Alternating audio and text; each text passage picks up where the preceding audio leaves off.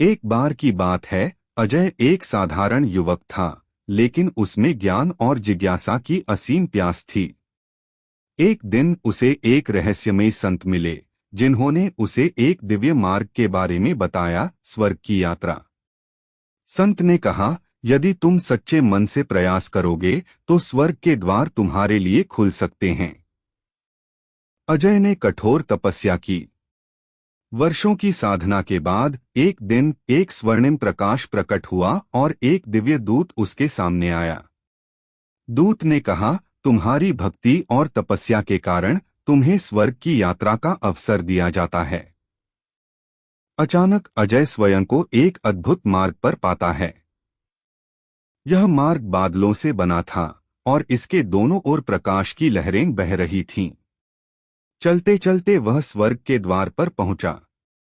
वहां इंद्रदेव खड़े थे। उन्होंने मुस्कुराते हुए कहा, स्वागत है अजय। यह स्थान केवल उन्हीं के लिए है जो सच्चे हृदय से पुण्य अर्जित करते हैं। स्वर्ग में उसने अमृत की नदियां, संगीत से गूंजते उपवन और आकाश में उड़ते देवदूत देखे। वहां न दुख था, न कष्ट, केवल आनंद ही आनंद था।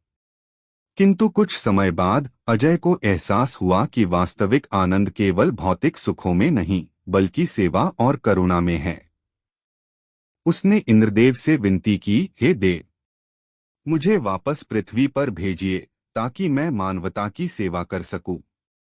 इंद्रदेव उसकी भक्ति से प्रसन्न हुए और उसे आशीर्वाद देकर पुनः पृथ्वी पर भेज दिया। अजय ने लौटकर अपना जीवन दूसरों की भलाई में समर्पित कर दिया और इस तरह उसने स्वर्ग को धरती पर ही खोज लिया।